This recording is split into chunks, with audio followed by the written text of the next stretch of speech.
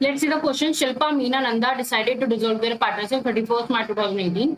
शिल्पा, मीना और नंदा ने डिसाइड किया है कि वो अपनी पार्टनरशिप 31 मार्च 2018 को डिसॉल्व कर देंगे, यानी खत्म कर देंगे। उनके प्रॉफिट शेयरिंग रेशियो जो है वो है 3:1 और उनकी जो बैलेंस शीट दी हुई है वो कुछ इस प्रकार से दी हुई है। दिया गया है कि stock of the value of 41660 was taken over by Shilpa for 35,000 and she agreed to discharge the bank loan. The remaining stock was sold at 14,000 and debtors amounting 10,000 realized 8,000. Land is sold for rupees 1,10,000. The remaining debtors realized 50% their book value. Cost of realization amounted rupees 1200. There was a typewriter not recorded in the books worth rupees 6,000 which were taken over by one of the creditors at the value. Prepare realization account. तो हमें realization account बनाना है, तो चलिए बनाते हैं।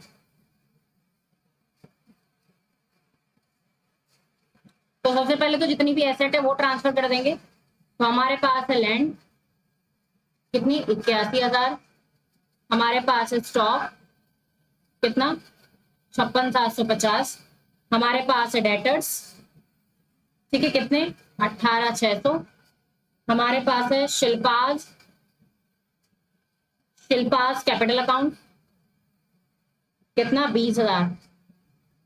ये शायद इसने हमें क्या दिया होगा, इसने हमें हाँ दिया होगा, है ना।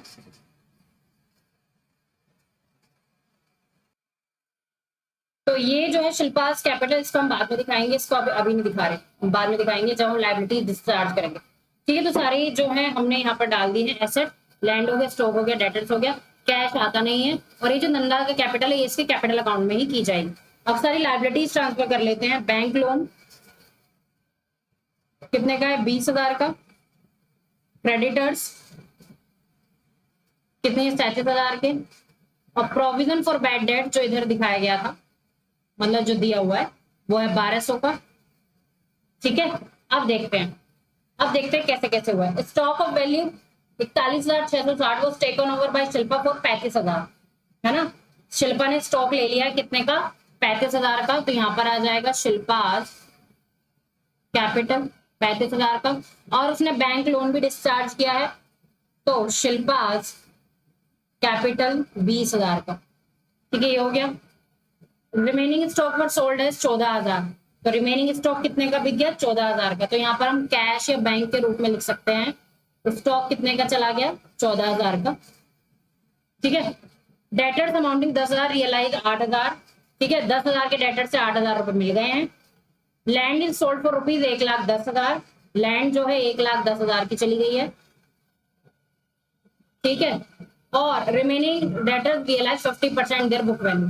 अब देखो 81,000 सॉरी 18,600 के जो है डेटर से, उसमें 14,000 के चले गए हैं, 14,000 के नहीं, डेटर जो थे 18,600 के थे, उसमें 10,000 के जो डेटर थे उससे 8,000 मिले, है ना। तो 18,600 में से 10,000 चले गए, 8600 बचे, और 8600 का मिला 50% यानी 4300, यानी 8,000 प्लस 4300 हमें डेटर से मिले हैं। तो हमें जो डेटर से मिला है वो मिला है 12,300। ठीक है, तो यहाँ हमारे डेटर्स आ जाएंगे 12,300। ठीक है, तो यहाँ पर तो हमें एसेट 1,36,300 की हो गई है। बाकी रियलाइजेशन, क्योंकि क्रेडिटर्स के बारे में कुछ कहा है क्या, कॉस्ट ऑफ रियलाइजेशन 1200 है और टाइपराइटर रिकॉर्ड नहीं था, तो एक वो क्रेडिटर ने ले लिया, तो ये तो रिकॉर्ड होगा नहीं। और बाकी क्रेडिटर्स हमारे कितने के थे 37,000 के। ठीक है, 37,000 के क्रेडिटर्स थे, जिसमें से 6,000 के क्रेडिटर्स को एक टाइपराइटर दे दिया गया। तो हमें अब क्रेडिटर्स को कितना अमाउंट देना है 31,000, और रियलाइजेशन एक्सपेंसेस कितने हुए हैं 1200, तो ये आ जाएगा 32,200। ठीक है, अब बस प्रॉफिट निकाल लेते हैं। इधर का टोटल है हमारा 229,500 229,500, और यहाँ पर हमारा प्रॉफिट निकल कर आ जाएगा 20,940।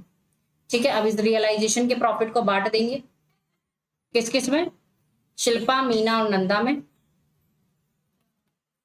शिल्पा, मीना और नंदा। ठीक है, आप इसको बांटना किस में, कौन से रेशो में 3:1। तो आपका आ जाएगा 10,470, 6,980 और 3490 ये आपका आ जाएगा। ठीक है, और I hope this is the proper explanation to this question.